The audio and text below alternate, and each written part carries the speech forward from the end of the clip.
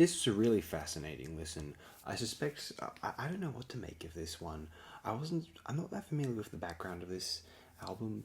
I was aware of, based on the first track, what the um, instructions were. Let me relay the instructions to you via this particular Rate Your Music review.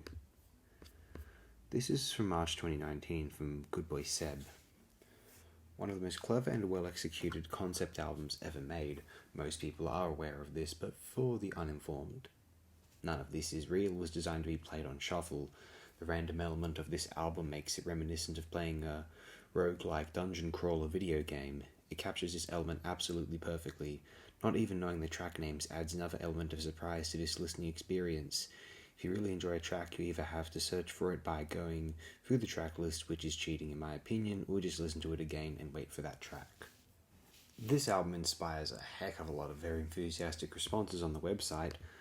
Moon Lake June on September 2015. This honestly changed the way I look at music the first time I heard it. Of course I had heard stuff from other Plunderphonics artists like Negative Land and DJ Shadow, but never before have I heard anything quite like this. Over the 2 or so hours of the album there are twists and turns in every direction imaginable, and I've never actually been able to listen to it properly. It's a mesmerizing mix of ambient, noise, hip-hop, vaporwave, TV commercials and interviews, and even dungeon synth. It reminds me a bit of Third Side of Tape. It's a Little Ugly Mane album, but more focused and with a theme. I could go on, but I hate writing pointless reviews, so I'll just end it here. This is the logical conclusion of music. Kid and Peak on December 2016. Much like the medieval knights of yore, we music lovers, reviewers, and cataloguers live a life of adventure and discovery. We travel to great lengths to find lost and sometimes large and confusing castles and dungeons, which we traverse into headlong, meeting many enemies and finding at times much treasure. And if a good album is a chest, then DJ Rozwell's None of This Is Real is Smog's Goddamned Cave. Smaug? Every track is a beautiful trinket, one that glitters and shines of its own unique quirks and properties. Most tracks are just swamped in a large cloud of echo and analog crackle, which gives it the feeling of wherever it is, not unlike a battle-worn sword or a ruby mine from rock. DJ Rozwell also pulled some great samples from the deep fog of the internet for this album, utilizing radio broadcasts, horror movies, paranormal investigation shows, and video games. All of these help build the world that is created in this project, one of D&D laced with hip-hop and early 90s video games.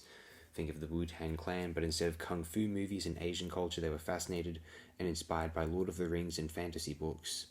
Obviously, the long tracks are more standouts from the short tracks, especially those that utilize vocals from other hip-hop albums, such as 3-6 Mafia and NWA and any other I can't identify, all of which have raps that keep with the D&D fantasy theme. Now, I've numbered the tracks of my download myself, since they all just named the title's name, so my favorites go by the number of their track placement after the first track instructions, so the highlights would be 2, 13, 26, 31, and 33. Overall, I find this amazing across so many genres and truly creates something new that I never could have imagined. This is what I look for in music, and not a single track is dull to me, not one is skippable.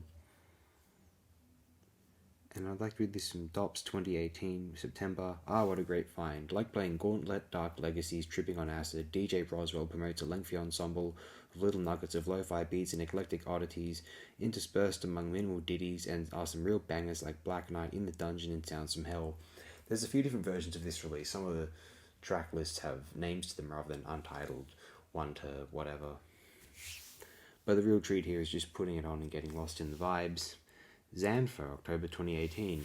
You say lo-fi hip-hop radio 24/7 gaming study beats to chill and relax to. I say none of this is real. The best thing about this is that moment when you stumble upon an amazing track, yet you make yourself not look at its number, so you have to start this journey again at some point to have a chance to hear it again. This album's roguelike element actually works really well, so following the instructions, in my opinion, is necessary to get the most out of it. A very engaging concept, a great eclectic mix of sounds and experiences, an amazing experiment on every front, and I think I've heard that spooky-ass Sims 1 music sampled on one of the tracks. This shit is too good. One more. I'm Alexo, May 2019.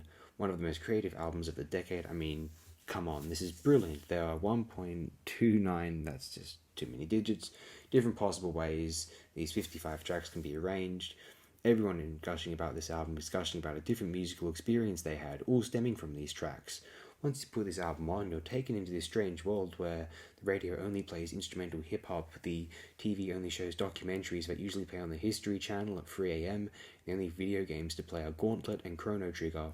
It's an atmosphere that I've never heard in any other album, and I honestly don't think anyone will make an album that has this one's atmosphere. This, along with the Flaming Lips' Zerika, are two of the only examples of concept gimmick albums where the music completely lives up to this insanely cool concept. I don't know if the Flaming Lips lives up to anything much, to be fair. We're not going to go there. One of the best and most creative albums of the 2010s. I could gush about it for hours, and we don't want to spend too much of your time. Just go and experience this album. Preferably find a means of downloading it. I'll link a Bandcamp in the description if that's possible.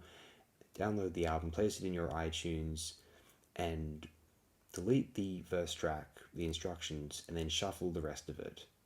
And that is how you ought to listen to it. Listen to it in the order you get it in if you like, although know that there's a potentially infinite number of, well, not infinite, a ridiculous number of ways to listen to this recording, this piece of work. What an accomplishment. Fascinating.